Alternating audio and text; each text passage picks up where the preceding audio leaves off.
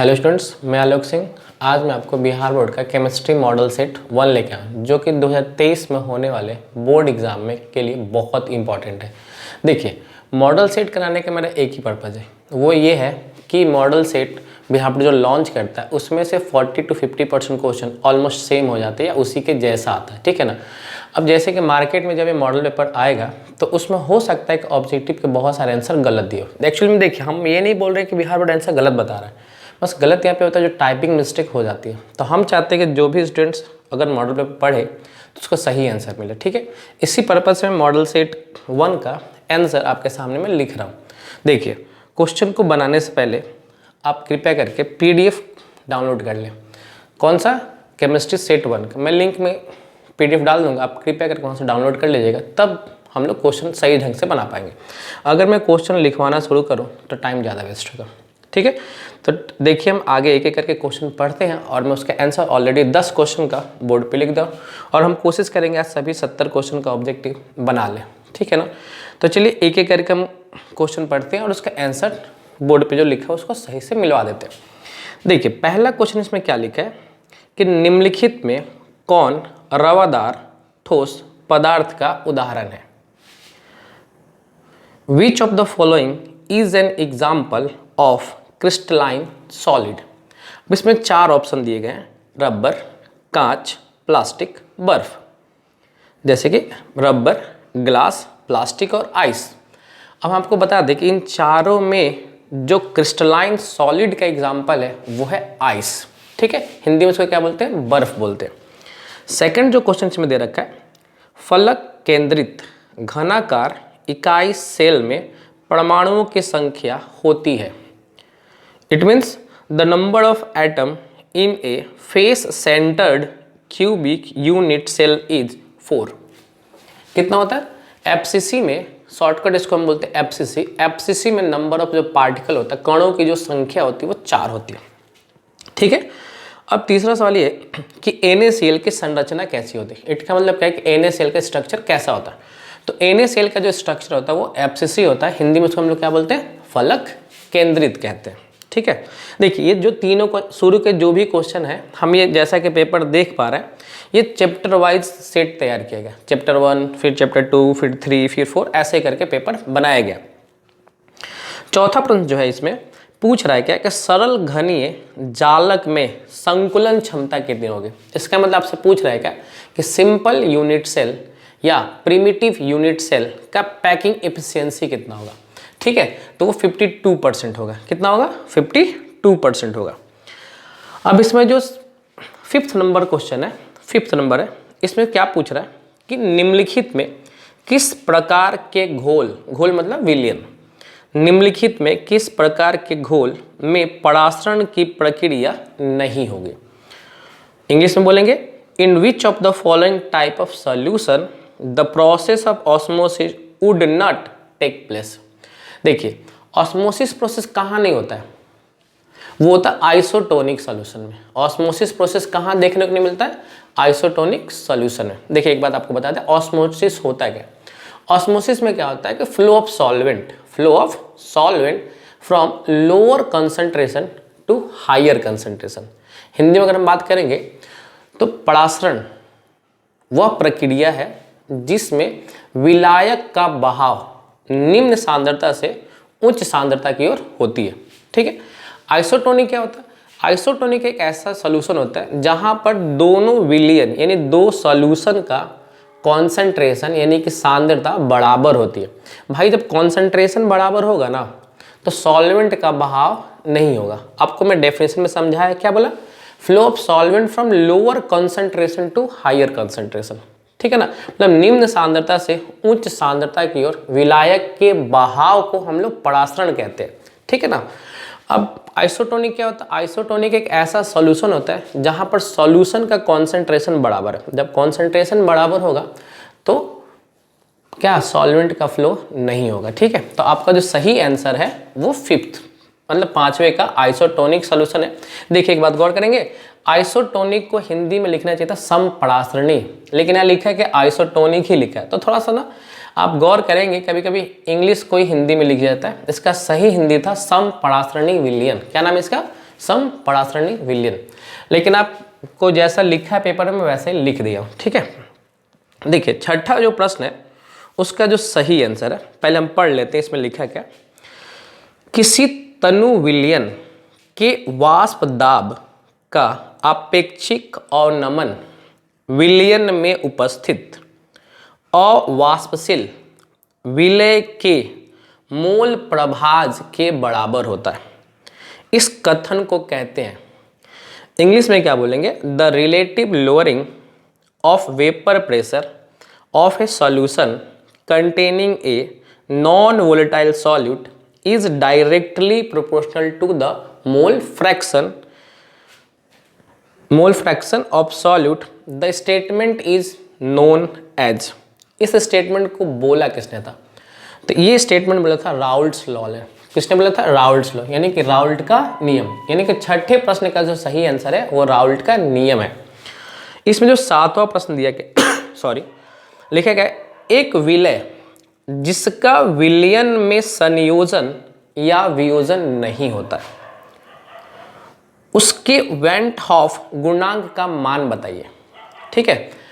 English में क्या बोलते हैं, the went of factor for the solute which does not dissociate और एसोसिएट इन द सॉल्यूशन। एक बाबू एक बात बता दे, सुन लो, इसका आंसर तो 1 होगा, ठीक है, इसका आंसर 1 होगा, लेकिन आपको मैं 2 बातें और बता दे रहा हूँ। होता क्या है कि अगर सॉल्यूट का डिसोसिएशन होता, क्या होता है, डिसोसिएशन होता यानी टूटता, तो उस केस में जो वेंट ऑफ फैक्टर होता है वो 1 से बड़ा होता है। कब भाई, डिसोसिएशन के केस में, डिसोसिएशन के केस में, यानी कि वियोजन वाले अवस्था में वेंट ऑफ गुणांक का मान 1 से बड़ा होता है। और यही आई मतलब वेंट ऑफ गुणांक का मान 1 से कम होता है जब संयोजन हो। संयोजन बोले तो जब एसोसिएशन होता है, ठीक है। तो ये थोड़ा सा प्लीज ध्यान रखिएगा, इसी टाइप्स के क्वेश्चन बनेंगे। और आपसे क्या पूछा था कि अगर कोई सॉल्यूट का डिसोसिएशन भी नहीं हो रहा है और एसोसिएशन भी नहीं हो रहा, तो उस केस में वेंट ऑफ गुणांक कितना होगा, तो 1 होगा। डिसोसिएशन अगर पूछेगा तो 1 से ज़्यादा होगा, एसोसिएशन पूछेगा तो 1 से कम होगा, ठीक है। ये जो क्वेश्चन है चैप्टर 2 के, देखिए 5, 6, 7, ये जो क्वेश्चन है चैप्टर 2 के, 1, 2, 3, 4 ये चैप्टर 1 के, ठीक है। अब आते हैं क्वेश्चन नंबर 8 पे। देखिए 8, 9 और 10 ये है चैप्टर 3 यानी कि इलेक्ट्रोकेमिस्ट्री के क्वेश्चन है। इसमें पूछा गया कि द्रवित NaCl के वैद्युत अपघटन से कैथोड पर निम्नलिखित में से कौन मुक्त होता है, तो इसका सही आंसर सोडियम है, ठीक है। इंग्लिश में क्या बोलेंगे, विच of the following is deposited at cathode on electrolysis of molten NaCl, ठीक है।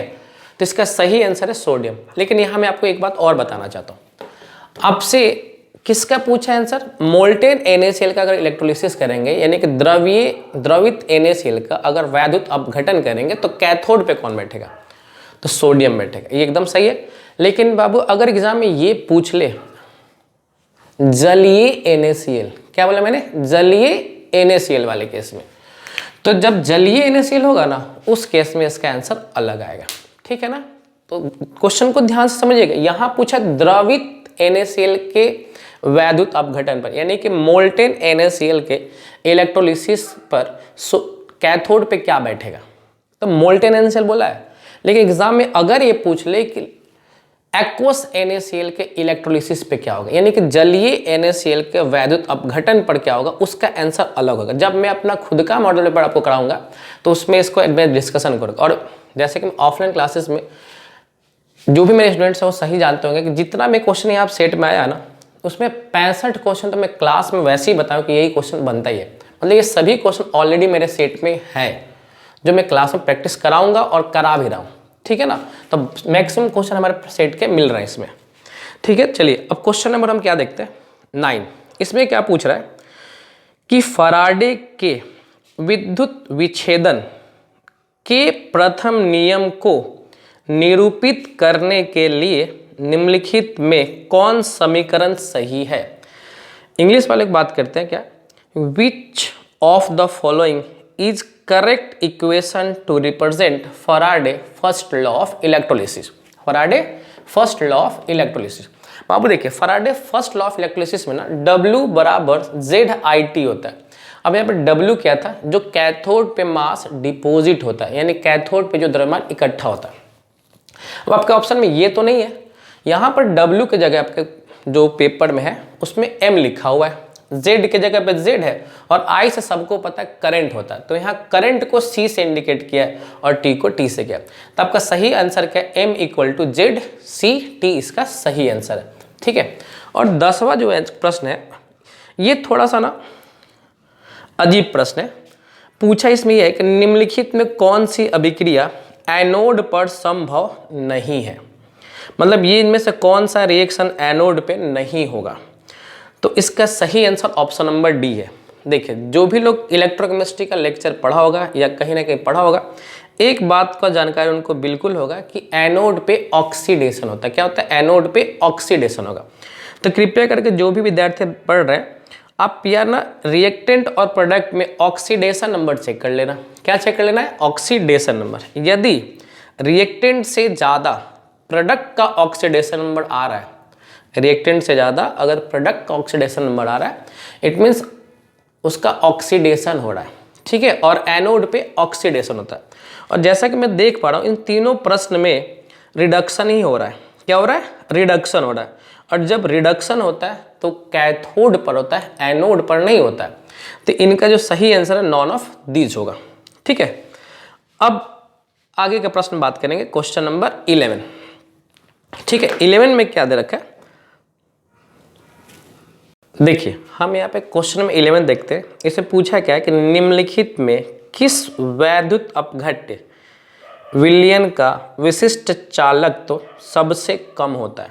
ठीक है, इसका जो सही आंसर है वो है 0.002 नॉर्मेलिटी। थोड़ा सा गौर करेंगे, ये क्वेश्चन नहीं देना चाहिए था, एक्चुअली में नॉर्मेलिटी से रिलेटेड प्रश्न है। और जो बिहार बोर्ड का सिलेबस है उसमें मोलैरिटी है, मोल फ्रैक्शन है, ठीक है ना, मास परसेंटेज है, बट नॉर्मेलिटी नहीं। बट दे दिया तो बता दे रहे हैं कि ये होगा। ठीक है सॉरी, यहाँ पे देखिए 12, 13, 14 और 15 ये जो 4 प्रश्न है ना वो चैप्टर 4 के।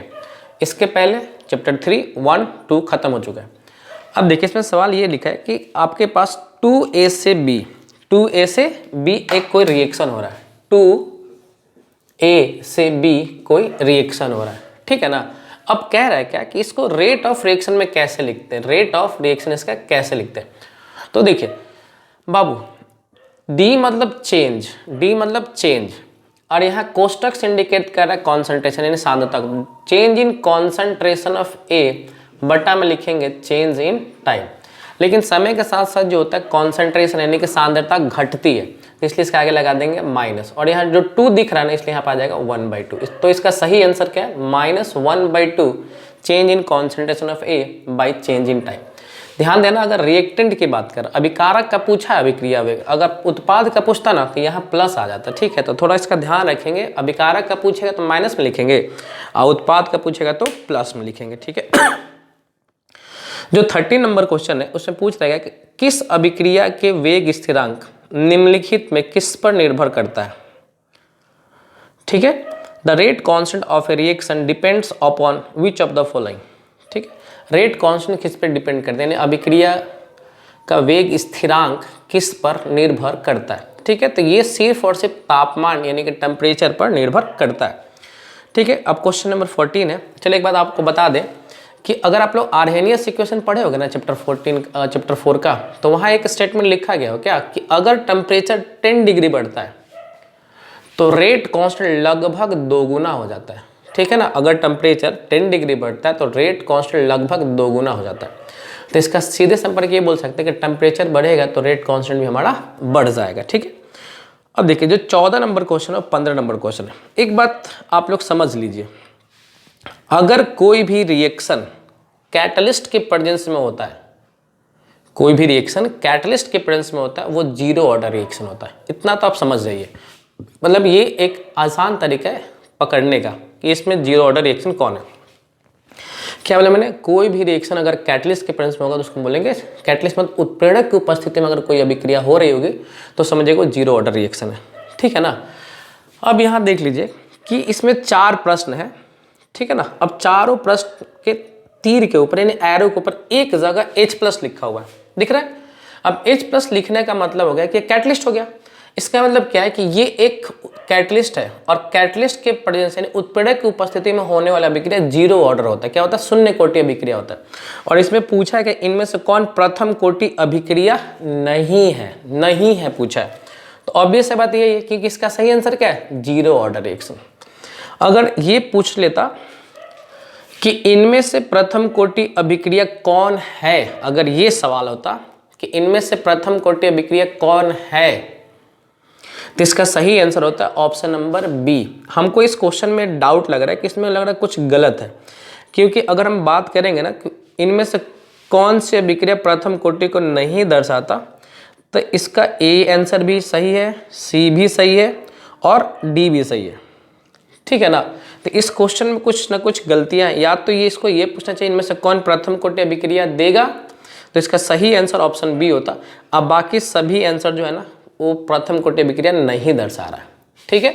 तो थोड़ा सा इस क्वेश्चन में डाउट है कि हो सकता है टाइपिंग मिस्टेक हो सकता है कि पूछे इनमें से कौन प्रथम कोटि अभिक्रिया नहीं है, तो ये शून्य कोटि है। और हम जैसा कि देख पा रहे हैं जो प्रश्न बी है वो है स्यूडो फर्स्ट ऑर्डर रिएक्शन, ठीक है ना, छद्म प्रथम कोटि अभिक्रिया का प्रश्न है, ठीक है। और सी और डी भी प्रथम कोटि अभिक्रिया नहीं है, लेकिन इसमें कुछ टाइपिंग मिस्टेक हो सकता है, हम कह नहीं सकते क्या बात है। क्वेश्चन नंबर 15 देखेंगे। यहाँ लिखा है कि H2 + Cl2 और ये सूर्य के प्रकाश की उपस्थिति में विक्रिया कर। अभी मैंने आपसे क्या बोला कि अगर तीर के ऊपर कुछ लिखा हुआ दिख जाए तो आप जल्दी से समझिएगा कि 0 ऑर्डर रिएक्शन को रिप्रेजेंट करेगा, यानी कि 15वें का जो सही आंसर है 0 ऑर्डर रिएक्शन है, ठीक है। अब जो 16 नंबर क्वेश्चन है कि अधिशोषण की प्रक्रिया होती है, मतलब एडजॉर्प्शन क्या है। आप सबको पता होगा एडजॉर्प्शन जो होता है सरफेस के ऊपर होने वाला reaction, it mean surface phenomena. क्या है? Adsorption is a surface phenomena, यानी कि ऑप्शन नंबर बी इसका सही है, यानी कि पृष्ठीय घटना, ठीक है। 17 नंबर क्वेश्चन क्या दे रखा है? दूध क्या है, यानी मिल्क इज। अब दूध क्या होता है भाई? फैट डिस्पर्स्ड इन वाटर, यानी कि fat dispersed in water. Option number C, इसके हिंदी में क्या बोलेंगे? जल में परिक्षेपित वसा, जल में परिक्षेपित वसा। जो प्रश्न संख्या 18 है उसमें पूछा गया कि निम्नलिखित में कौन वैद्युत अपघट्य फेरिक हाइड्रोक्साइड सॉल के संगदन में सबसे कम प्रभावी है। भाई एक देख लीजिएगा, हार्डी-सुल्से रूल एक नियम है, हार्डी-सुल्से रूल। तो वो क्या कहता है कि जितना ज़्यादा आयन होगा, यानी जितना ज़्यादा चार्ज होगा वो उतना अच्छा कोएगुलेशन करेगा, संकदन करेगा। तो यार हम देख रहे हैं जैसा कि option number A, option number A B और ऑप्शन नंबर डी, इनमें आयंस की संख्या इसके अपेक्षा तो अधिक है, ठीक है ना। तो हमसे पूछा कम संकदन करेगा, यानी कम कोएगुलेशन करेगा, तो इसका सही आंसर जो हो रहा है वो है कौन सा? ऑप्शन नंबर सी सही है, ठीक है ना। बाकी सबका जो नंबर ऑफ आयंस है वो ज़्यादा है, नंबर ऑफ आयंस जो है ज़्यादा है। 19 में क्या बोल रहा है कि किसी रासायनिक अभिक्रिया में उत्प्रेरक, यानी कि किसी केमिकल रिएक्शन में कैटलिस्ट क्या करता है? सबको पता है कि रेट ऑफ रिएक्शन को बढ़ा देता है, यानी कि अभिक्रिया के वेग को बढ़ा देता है। तो क्या ऑप्शन में है? ऑप्शन में ये नहीं दिया हुआ।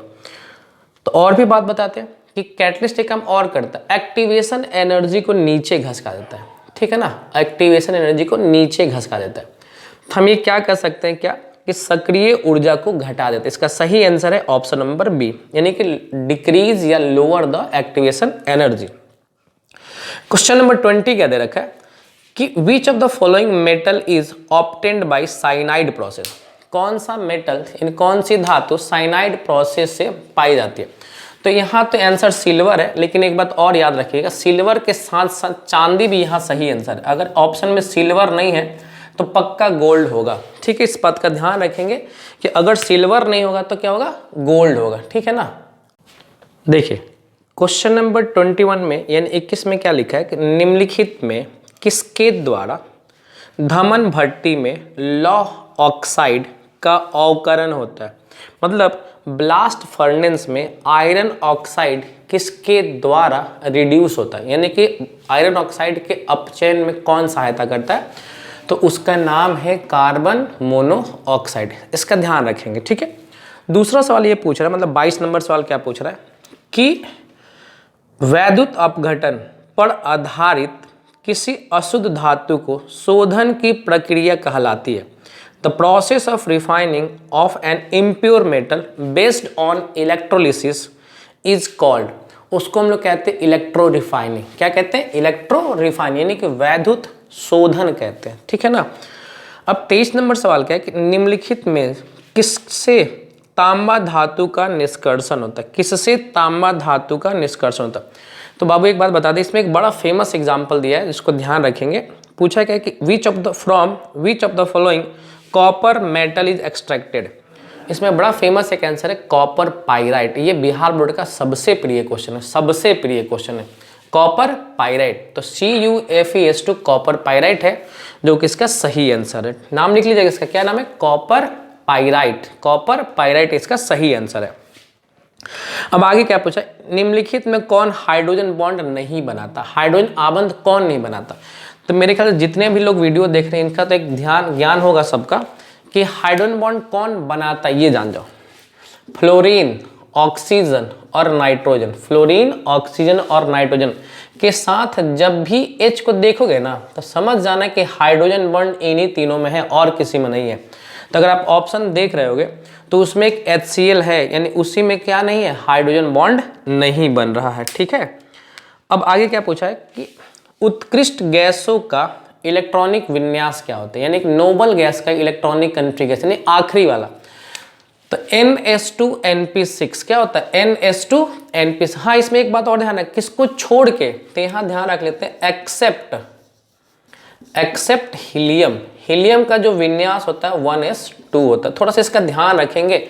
वर्ग यानी ग्रुप 18 का जो विन्यास होता है ये NS2NP6 होता है, लेकिन किसको छोड़ के? हीलियम को छोड़ के, ठीक है।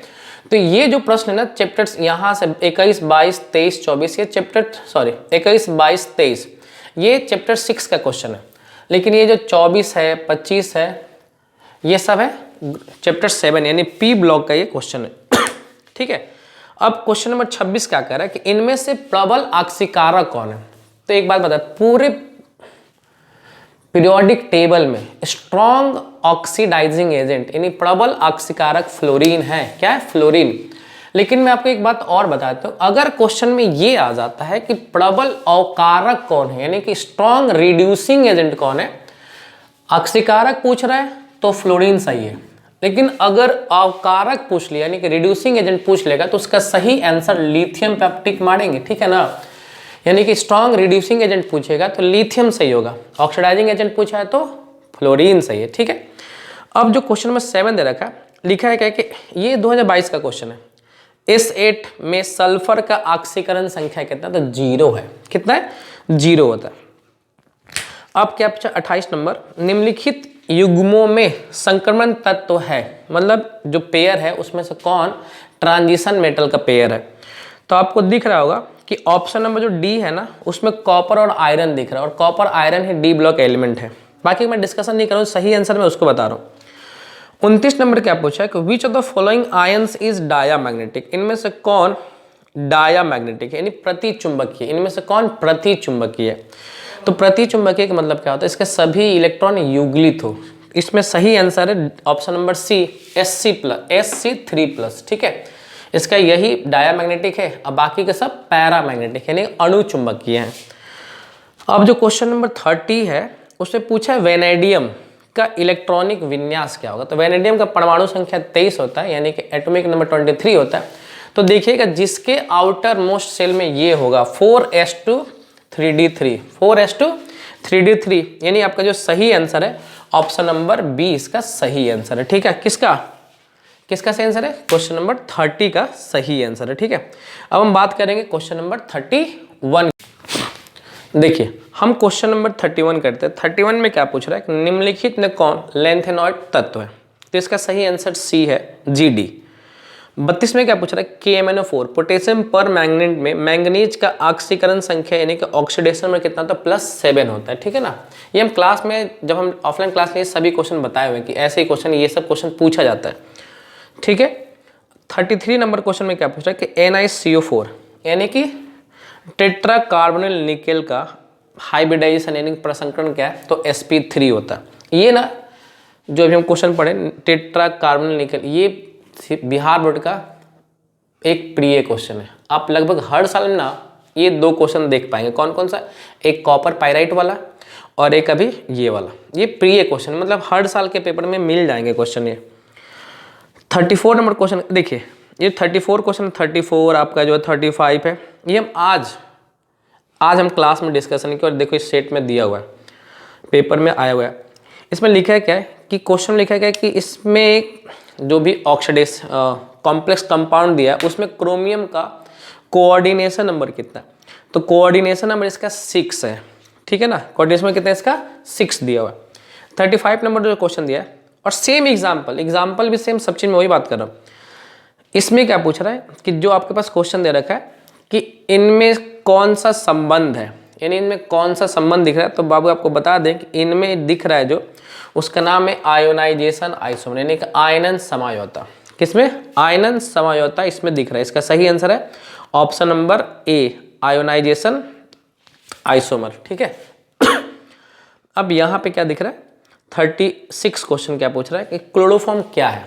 तो यार आपको पता होगा क्लोरोफॉर्म का जो फॉर्मूला होता है वो होता है CHCl3 होता है। क्या होता है, CHCl3 होता है। तो आपको दिख रहा होगा क्लोरोफॉर्म में 3 क्लोरीन है, 3 मतलब ट्राई हैलोजन डेरिवेटिव बोल सकते हैं, 3 क्लोरीन मतलब ट्राई हैलोजन डेरिवेटिव, यानी कि ऑप्शन नंबर इसका जो सही है वो ऑप्शन नंबर सी है।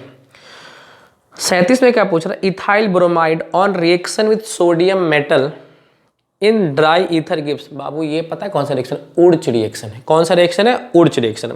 उर्च रिएक्शन सोडियम की उपस्थिति में होता है, ठीक है। और यहाँ पे कार्बन डबल हो जाता है, तो इथाइल का डबल कार्बन 4 यानी ब्यूटेन बनेगा। तो 37 का सही आंसर है वो ब्यूटेन है। 38 में क्या है कि इनमें से एलाइलिक हैलाइड कौन है। क्या पूछ रहा है, एलाइलिक हैलाइड। तो बाबू देखो एलाइलिक की पहचान क्या होती है कि जिस कार्बन पर हैलोजन, इस क्वेश्चन के हिसाब से बात कर रहे हैं हम, जो भी आंसर बता रहे हैं इस क्वेश्चन के हिसाब से, तो जिस कार्बन पर हैलोजन लगा है वो sp3 होना चाहिए। क्या होना चाहिए, sp3, और उसके बगल वाले कार्बन को sp2 होना चाहिए। यही एलाइलिक की पहचान है, ठीक है। यानी इसका जो सही आंसर है ऑप्शन नंबर सी है, ठीक है। एलाइलिक किसे बोलेंगे, जिस कार्बन पर हैलोजन लगा है वो sp3 होना चाहिए, उसके बगल वाले कार्बन को sp2 होना चाहिए, ठीक है। अब ये पूछा 39 नंबर क्वेश्चन कि अच्छा जो रिएक्शन दिख रहा है ना बाबू, ये है जो रिएक्शन लिखा हुआ है उस ये इसमें डाला गया लुकास रिएजेंट। क्या डाला गया, लुकास रिएजेंट डाला गया। और इस रिएक्शन का जो नाम है वह ग्रुप्स रिएक्शन। क्या नाम है इसका, ग्रुप्स रिएक्शन। अब पूछ रहा है क्या कि इसमें जो ऑप्शन दिया 4 उसकी रिएक्टिविटी बताइए, यानी HX पूछ रहा है। HX क्या दिया हुआ है, HX दिया हुआ है। कह रहा है कि इस HX में रिएक्टिविटी ऑर्डर बताएं। तो सबसे फास्ट रिएक्शन करता है HI, फिर करता है HBr और फिर करता है HI। यानी कि लुकास रिएजेंट में जो HX यूज करते हैं उस HX में यानी हैलो एसिड, कौन सा हैलो एसिड सबसे तेज रिएक्शन करेगा वो है HI, फिर HBr, फिर HCl, ठीक है। यानी कि ऑप्शन नंबर इसका जो सही है सी है। अब एक बात और देख लीजिएगा, जो क्वेश्चन 40 है वो भी बड़ा आसान है। ये सब जो क्वेश्चन है ना, ये 36, 37, 38, 39 और ये सभी क्वेश्चन है चैप्टर 10 यानी हेलो अल्केन और हेलो एरिन का। और ये जो प्रश्न दिख रहा था ये 31, 32 ये था चैप्टर 8 DNF ब्लॉक का क्वेश्चन था। और ये 33, 34, 35 ये है चैप्टर 9 का क्वेश्चन, ठीक है, यानी कि कोऑर्डिनेशन कंपाउंड का क्वेश्चन। 40 में पूछ कह रहा है कि इथाइल क्लोराइड का रिएक्शन अगर हम सिल्वर साइनाइड से करा दे, किससे करा दे, सिल्वर साइनाइड से, तो हम बाकी लोगों को बता दे, बाकी लोग बताना चाहते हैं क्या, ये बताना चाहते हैं कि बाबू अगर हेलो अल्केन, गौर से सुन लीजिए, अगर हेलो अल्केन किससे रिएक्शन करता है, KCN से रिएक्शन करेगा। किससे रिएक्शन करेगा, KCN से या NaCN से रिएक्शन करेगा। तो बाबू याद रखिएगा साइनाइड बनाएगा। क्या बनाएगा, साइनाइड बनाएगा। लेकिन अगर यही हेलो अल्केन AgCN से रिएक्शन कर दिया तो ये बनाएगा आइसोसाइनाइड। इस बात का एकदम ध्यान रखिएगा। अगर हेलो अल्केन KCN या NaCN से रिएक्शन करता है तो साइनाइड जोड़ता है जा करके, ठीक है। लेकिन अगर AgCN से रिएक्शन करेगा तो आइसोसाइनाइड जोड़ेगा। आई थिंक आपको आपका आंसर मिल गया है। पूछ रहा है क्या कि इथाइल क्लोराइड AgCN से रिएक्शन करके क्या बनाएगा, तो आपका सही आंसर है इथाइल आइसोसाइनाइड, यानी कि ऑप्शन नंबर बी इसका सही आंसर है, ठीक है ना। चलिए, अभी तक मैं आपको 40 क्वेश्चन करा दिया। अब आगे का क्वेश्चन देखते हैं क्या 41 नंबर क्वेश्चन क्या कह रहा है। देखिए, अब हम बात करते हैं क्वेश्चन नंबर 41 की। लिखा है क्या है कि निम्नलिखित में किसका द्विध्रुव आघूर्ण सबसे अधिक है, यानी कि जो 4 ऑप्शन दिया है उनमें से सबसे अधिक डाइपोल मोमेंट किसका है, सबसे अधिक डाइपोल मोमेंट किसका है, तो ऑप्शन नंबर ए यानी क्लोरोमीथेन का डाइपोल मोमेंट सबसे अधिक है इसका, ठीक है। क्वेश्चन नंबर 42 में क्या पूछ रहा है, किस ईथर में जो ऑक्सीजन होता है उसका हाइब्रिडाइजेशन क्या होता है। तो जितने भी लोग यहाँ बैठे हैं उनको पता होगा ईथर जो है ऐसे लिखा जाता है और ऑक्सीजन के पास 2 लोन पेयर होता है, ठीक है। तो 2 सिग्मा और 2 लोन पेयर। तो क्लास में ऐसा सभी टीचर पढ़ाते हैं कि हम लोग जब हाइब्रिडेशन निकालते हैं ना तो सिग्मा प्लस लोन पेयर को गिन लेते हैं। तो 2 सिग्मा दिख रहा है और 2 लोन पेयर दिख रहा है, यानी 2 2 4, यानी इसका जो हाइब्रिडेशन होगा वो होगा sp3। ईथर में जो इसका हाइब्रिडेशन है क्या है, O का sp3 सॉरी। अब क्या पूछ रहा है कि फॉर्मेल्डिहाइड जो है ग्रिगनार्ड रिएजेंट, कौन सा भाई, फॉर्मेल्डिहाइड जो है ग्रिगनार्ड रिएजेंट से रिएक्शन करके क्या बनाएगा। तो फॉर्मेल्डिहाइड यानी इसको पूछ रहा है, और ये कौन से ग्रिगनार्ड यानी CH3MgBr से रिएक्शन करके क्या बनाएगा, तो ये बनाएगा इथेनॉल। जितने भी लोग क्लास कर रहे हैं एक बात आपको बता दे कि बाबू सुन लो, फॉर्मेल्डिहाइड इकलौता एल्डिहाइड है जो कि ग्रिगनार्ड से रिएक्शन करके ना प्राइमरी अल्कोहल बनाता है। मैं पहले आपको बता दे रहा हूँ, कहीं ना कहीं ऐसा क्वेश्चन फिर मिलेगा आपको। क्या बोला मैंने, फॉर्मेल्डिहाइड इकलौता एल्डिहाइड है जो कि ग्रिगनार्ड रिएजेंट से रिएक्शन करके प्राइमरी अल्कोहल बनाता है। इसके अलावा जो भी एल्डिहाइड आएगा ना, चाहे वो इथेनॉल हो, प्रोपेनॉल हो, ब्यूटेनॉल हो, यानी इसके अलावा कोई भी एल्डिहाइड अगर आएगा तो सेकेंडरी अल्कोहल बनाएगा। क्या बनाएगा, सेकेंडरी अल्कोहल बनाएगा। अगर तुम कीटोन ले लिए तो वो ग्रिगनार्ड से रिएक्शन करके टर्सरी अल्कोहल बनाएगा। इस बात का बिल्कुल ध्यान रखेंगे, ठीक है। अब अगले प्रश्न में क्या पूछ रहा है, इसका IUPAC नेम बताए। तो जो प्रश्न लिखा है उसका नाम है, उसका IUPAC नेम है प्रोपेन 2ऑल, या हम बोलेंगे 2 प्रोपेनॉल। क्या बोलेंगे, 2 प्रोपेनॉल या प्रोपेन 2ऑल, यानी ऑप्शन नंबर बी सही है। अब इसमें क्या पूछ रहा है कि the first compound obtained on oxidation of primary alcohol, ये भी आज वाले क्लास में पढ़ा है दूसरे बैच में। तो प्राइमरी अल्कोहल के ऑक्सीडेशन पर पहले एल्डिहाइड मिलता है। क्या मिलता है, एल्डिहाइड, उसके बाद मिलेगा कार्बोक्सिलिक एसिड, ठीक है। 46 नंबर क्वेश्चन क्या है कि इनमें से लुकास रिएजेंट कौन है, लुकास अभिकर्मक कौन है। तो यार वो है concentrated HCl plus anhydrous ZnCl2, ये लुकास रिएजेंट है। ये इसका मतलब क्या है, सांद्र HCl प्लस निर्जलीय ZnCl2, ये है लुकास अभिकर्मक। नेक्स्ट में क्या पूछा 47 नंबर क्वेश्चन में कि रेक्टिफाइड स्प्रिट कंटेन, यानी कि परिशोधित स्प्रिट में रहता है 95.5% इथाइल अल्कोहल होता है। रेक्टिफाइड स्प्रिट में 95.5% इथाइल अल्कोहल होता है, ठीक है। 48 में क्या पूछ रहा है कि एल्डिहाइड और कीटोन का सामान्य सूत्र क्या होगा, एल्डिहाइड और कीटोन का सामान्य सूत्र क्या होगा, तो CnH2nO होता है इसका सामान्य सूत्र, यानी जनरल फॉर्मूला। एल्डिहाइड और कीटोन का जो जनरल फॉर्मूला है वो है CnH2nO होता है। 49 नंबर क्वेश्चन क्या दिख रहा है, यार इस पे तो हम कल ही वीडियो बनाया है, सॉरी इसके पहले वाला वीडियो क्या था, विच of the following gives Cannizzaro reaction. तो अगर जो भी स्टूडेंट्स मेरा ये वीडियो नहीं देखे, Cannizzaro reaction, aldol, cross aldol, ketol condensation, वहां जाके देख लेंगे कि कैसे बनता है, ठीक है ना। तो कैनिजारो रिएक्शन वही एल्डिहाइड देता है जिसके पास अल्फा H नहीं होता है, जिसके पास अल्फा H नहीं होता है वही कैनिजारो रिएक्शन देता है। तो इसका सही आंसर क्या है, फॉर्मेल्डिहाइड, ठीक है। कोई दिक्कत, कौन देगा, जिसके पास अल्फा H नहीं होता है वही कैनिजारो रिएक्शन देता है, ठीक है।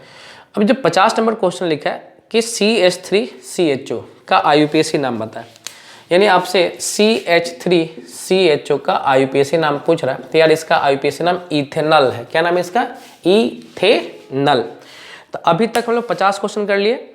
अब हम लोग करेंगे क्वेश्चन नंबर 51। ठीक है, 51 क्वेश्चन करेंगे। देखिए हम क्वेश्चन नंबर 51 की बात करते हैं। 51 में क्या दे रखा है कि इनमें से कार्बोक्सिलिक एसिड का क्रियात्मक समूह कौन है? कार्बोक्सिलिक एसिड को समझे तो यार सबको पता है COH को हम लोग कार्बोक्सिलिक एसिड कहते हैं। ठीक है ना। अब 52 नंबर में क्या पूछ रहा है कि निम्नलिखित में किसके साथ मोनो कार्बोक्सिलिक अम्ल क्रियाशील समझौता प्रदर्शित करता है? यानी कि कार्बोक्सिलिक एसिड किसके साथ फंक्शनल आइसोमर दिखाता है? तो वो है ईस्टर। ईस्टर और कार्बोक्सिलिक एसिड में फंक्शनल आइसोमर का रिलेशन है। किसका रिलेशन है? फंक्शनल आइसोमर का रिलेशन है। 53 में क्या पूछा सॉरी कि इनमें से प्राइमरी एमीन कौन है? तो यार ये प्राइमरी एमीन है। ठीक है, ये प्राइमरी एमीन है। 54 में क्या पूछा? अच्छा, primary amine, secondary amine, tertiary amine देखने का तरीका क्या होता है आपको मैं थोड़ा सा बता दूं कि यार अमोनिया से उसको पकड़ते हैं। किससे पकड़ते हैं? अमोनिया से। अमोनिया का फॉर्मूला सबको पता है NH3 होता है। अगर हम एक H हटा के एक R लगा दें तो हम लोग इसको बोलते हैं प्राइमरी एमीन। क्या बोलते हैं?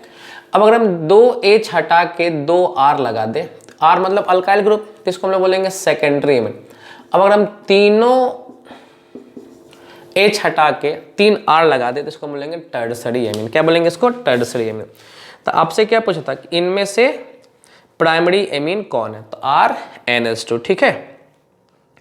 अब 54 में क्या पूछ रहा है कि methyl amine on heating with chloroform and alcoholic OH। यार बाबू ये एमीन का सबसे ये एमीन का क्वेश्चन है। यहाँ से जो चल रहा है एमीन का क्वेश्चन है। चैप्टर नंबर 13 का क्वेश्चन है।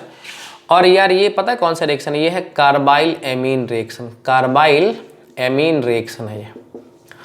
ठीक है, तो इसमें बनता है आइसोसाइनाइड। ये ध्यान रखेंगे कृपया करके।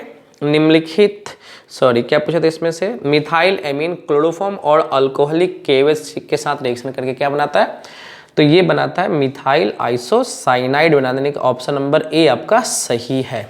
55 में क्या पूछा है कि इनमें से ट्राई मिथाइल एमीन कौन है? ट्राई मिथाइल एमीन कौन है? सॉरी इनमें पूछा ट्राई मिथाइल एमीन है। ट्राई मिथाइल एमीन यानी इसकी बात कर रहा है।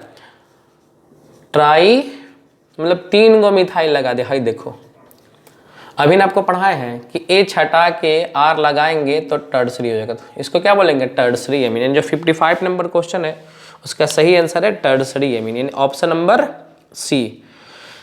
56 में क्या पूछ रहा है कि alkylation is possible for which of the following.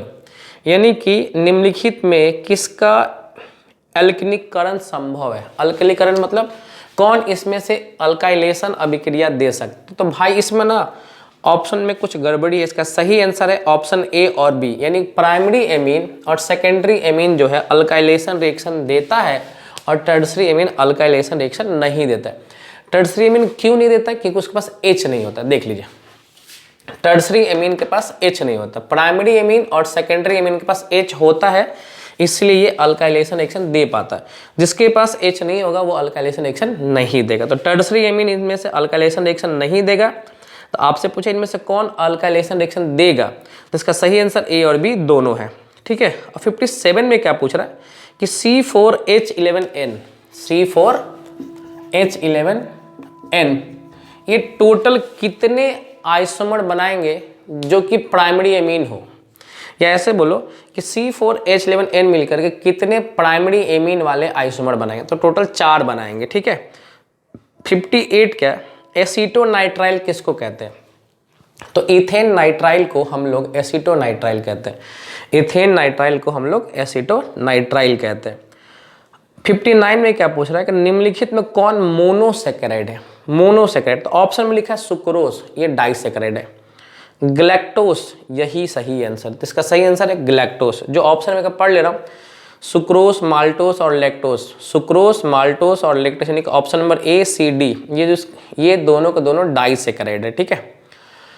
चलिए क्वेश्चन नंबर 60 पढ़ते हैं। न्यूक्लिक अम्ल में निम्नलिखित में कौन सा क्रम सही है? यानी जो प्रोटीन होता है ना, न्यूक्लिक एसिड, जैसे आपने पढ़ा होगा DNA RNA, deoxyribo nucleic acid और आरएनए मतलब राइबोज न्यूक्लिक एसिड। तो न्यूक्लिक एसिड का सही क्रम क्या होता है? तो देखिए, जो शुगर है ना उस पर बेस लगा होता है और उसी शुगर पे फॉस्फेट भी लगा होता है, ठीक है। तो ये सही, बेस शुगर फॉस्फेट यानी कि भस्म शर्करा और फॉस्फेट, ये सही क्रम है। यानी क्रम नंबर कौन सा है? इसका सही क्रम है ऑप्शन नंबर डी। अब हम बात करेंगे क्वेश्चन नंबर 61 क्या कह रहा है। क्वेश्चन नंबर 61 क्या कह रहा है? देखिए क्वेश्चन नंबर 61 क्या कह रहा है कि विटामिन सी की कमी से कौन सी बीमारी होती है, ठीक है। तो विटामिन सी की कमी से स्कर्वी होता है। क्या होता है? विटामिन सी की कमी से स्कर्वी होता है। अब क्वेश्चन नंबर 62 क्या कह रहा है कि विच of the following is an essential alpha amino acid, मतलब निम्नलिखित में से कौन आवश्यक अल्फा एमिनो एसिड? तो वो है लाइसिन। क्या है? लाइसिन। लाइसिन एक एसेंशियल एमिनो एसिड है। और नेक्स्ट क्वेश्चन क्या पूछ रहा है कि स्टार्च को माल्टोस में बदलने के लिए किसकी सहायता लेनी पड़ती है? तो डाइस्टेस की। किसकी सहायता लेनी पड़ती है?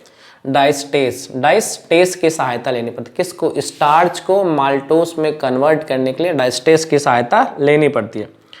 अब क्या पूछ रहा है कि इनमें से प्राकृतिक रबर कौन है? यानी कि नेचुरल रबर किसको कहते हैं? तो भाई साहब आइसोप्रेन को हम लोग नेचुरल रबर कहते हैं, ठीक है। ये किससे मिलता है? लेटेक्स से मिलता है। किससे मिलता है? लेटेक्स से ये मिलता है, ठीक है। कैप्रोलेक्टम किसका मोनोमर है? तो कैप्रोलेक्टम किसका मोनोमर है? नाइलॉन 6 का जो मोनोमर है उसको हम लोग कहते हैं कैप्रोलेक्टम कहते हैं, ठीक है। अब क्या पूछा कि डेक्रोन किसका एग्जाम्पल है? तो डेक्रोन पॉलिस्टर का एग्जाम्पल है। और आपको बता दें डेक्रोन किसका एग्जाम्पल है? पॉलीस्टर का एग्जाम्पल है, ठीक है। अगर सवाल ये पूछ लेता है कि नाइलॉन 6 या नाइलॉन 6 किसका एग्जाम्पल है? तो पॉलीअमाइड का एग्जाम्पल। ऐसा भी क्वेश्चन पूछा जाता है, पूछा भी जा सकता है। क्या नाइलॉन 6 या नाइलॉन 6 किसका एग्जाम्पल है? तो होता है पॉलीअमाइड। लेकिन हमसे पूछा डेक्रोन। अच्छा, डेक्रोन का एक नाम है टेरिलीन। और आपसे डेक्रोन ना पूछ के पूछता कि टेरिलीन किसका एग्जाम्पल है, तो यहाँ भी आपको आंसर देना पड़ता क्या? कि एक पॉलिस्टर का एग्जाम्पल है। अब आगे क्या पूछ रहा है कि क्लोरामीन टी क्या है? क्लोरामीन टी क्या है? तो यार ऑप्शन ना कुछ गलत लग रहा है। क्लोरामीन टी एक डिसइंफेक्टेंट्स है। क्लोरामीन टी एक डिसइंफेक्टेंट्स है और किस पे असर करता है? एंटीबैक्टीरियल पर। Chloramine T is a disinfectants which works on antibacterial.